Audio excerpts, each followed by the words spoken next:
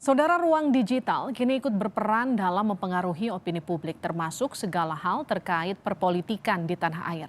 Menjelang pemilu 2024 seperti apa peran ruang digital ikut menjaga ruang demokrasi Indonesia tetap sehat dan kondusif? Kami berbincang dengan Dirjen Informasi dan Komunikasi Publik Kementerian Kominfo, Usman Kansong. Pak Usman, selamat malam. Selamat malam, Liviana. Pak Usman, apa saja upaya sosialisasi Kominfo agar ruang digital ikut berperan mewujudkan demokrasi yang lebih berkualitas? Ya, jadi Kominfo sejak 2020 sudah melaksanakan program literasi digital. Nah, dalam literasi digital itu kita membahas, ya, mendiskusikan sejumlah tema. Yang pertama adalah digital skills. Ini terkait dengan keterampilan digital. Yang kedua, digital ethics. Nah, ini etika berdigital. Nah, ini orang Indonesia ini kan dikenal sebagai pengguna media sosial yang paling tidak sopan. Hmm, Nah, karena itu pendidikan atau edukasi terkait dengan etika ini menjadi penting, ya. Kemudian yang ketiga terkait dengan digital culture. Nah, disinilah pentingnya literasi digital dalam konteks digital culture untuk menjaga ruang demokrasi kita, untuk menjaga ruang digital kita agar tetap demokratis melalui digital culture. hmm. Dalam digital culture ini kita mengajak masyarakat agar ketika bermedia sosial ini mempertimbangkan atau menjadikan NKRI, Kesatuan dan Persatuan Bangsa, kemudian Pancasila, UUD 1945, kearifan lokal, ini sebagai dasar, ya, sehingga kita tetap bersatu begitu, bukan malah terpolarisasi. Nah, yang terakhir digital safety, kita mengedukasi publik, ya, bagaimana menggunakan media sosial yang aman, yang tidak ada tuntutan hukum di belakang hari begitu, ya, karena ada regulasi-regulasi yang mengatur, ya, bagaimana kita menggunakan atau menyampaikan pesan melalui media sosial. Ya, jangan sampai pesan itu berpotensi misalnya meresahkan, kemudian mengganggu ketertiban umum, apalagi berisi konten-konten yang ya negatif begitu, ya, misalnya radikalisme, terorisme, atau yang bisa memecah belah persatuan bangsa. Nah, jadi yang kami lakukan adalah terutama adalah di sisi hulu, ya, Hmm. ini melakukan literasi digital kepada masyarakat agar masyarakat bisa memanfaatkan ruang digital untuk justru meningkatkan demokrasi. Ya, Indonesia ini dinilai demokrasinya kan stagnan, bahkan ada yang mengatakan menurun. Nah, salah satu faktor penyebabnya adalah karena ruang digital digunakan untuk menyampaikan disinformasi yang bernuansa post-truth. Ya, Oke. post-truth itu apa, ya?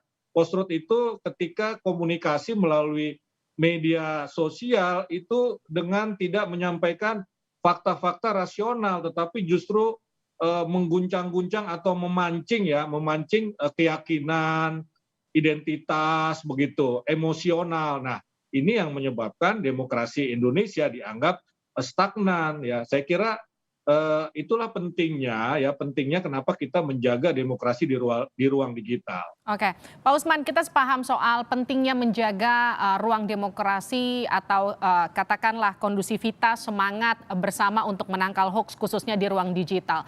Tapi yang dipertanyakan kalau tadi kita bicara soal literasi digital, seberapa masif ini dilakukan oleh Kominfo, sejauh mana cakupannya? Oh ya, sudah sangat masif, ya. Tahun 2021 itu jutaan orang yang sudah mengikuti literasi digital. Mungkin angkanya sekitar 50 juta begitu, ya, kurang lebih sampai segitu. Ya, ini angka yang saya kira sangat sangat besar dan ini akan terus kita lakukan begitu, ya. Karena bukan hanya kepada peserta yang belum pernah mengikuti tapi juga peserta yang pernah mengikuti. Ini kita lakukan juga supaya mereka tetap bisa menjaga ruang digital, ya. Ada updating perkembangan baru yang mesti kita sampaikan ke mereka. Jadi sudah sangat masif ini karena ini merupakan bagian dari transformasi digital yang dicanangkan oleh Presiden Jokowi pada tahun 2020 lalu. Jadi transformasi digital itu bukan hanya infrastruktur tetapi juga peningkatan kualitas sumber daya manusia dalam menggunakan teknologi digital. Oke, Pak Usman, ini ruang digital kan sekarang ikut berperan dalam mempengaruhi opini publik termasuk segala hal terkait perpolitikan di tanah air. Kita tahu sebentar lagi pemilu khususnya 2024 itu hanya tinggal beberapa tahun lagi. Seperti apa peran ruang digital ikut menjaga ruang demokrasi Indonesia? Sejauh mana peran Kominfo untuk mengawas dan juga mengawal ini? Iya, jadi kemarin itu ada pertemuan ya Global Network of Electoral Justice di Bali. Nah, concern yang sama dengan yang kita diskusikan hari ini adalah jangan sampai ya ruang digital itu digunakan untuk menyampaikan pesan-pesan yang sifatnya post-truth, ya yang tadi itu. Ya bagaimana membentuk opini publik bukan melalui fakta-fakta rasional tetapi melalui emosi dan juga keyakinan-keyakinan personal atau katakanlah gampangnya sekarang politik identitas begitu ya. Nah, ini kita mitigasinya, kita harus memitigasinya. Ya kita misalnya dengan Bawaslu, dengan KPU akan membentuk semacam satgas. Ya ini tahun 2019 menjelang pemilu 2019 juga kita membentuk satgas dengan komponen yang sama, Kominfo, Bawaslu, kemudian KPU. Nah ini kita memantau ya ruang digital, jangan sampai ruang digital ini muncul pesan-pesan yang tadi itu, yang post-truth itu, yang berpotensi memecah belah bangsa atau menciptakan polarisasi di masyarakat. Nah, jadi kalau kita menemukan maka nanti kita akan take down itu. Ya kita sudah bekerja sama dengan platform-platform digital.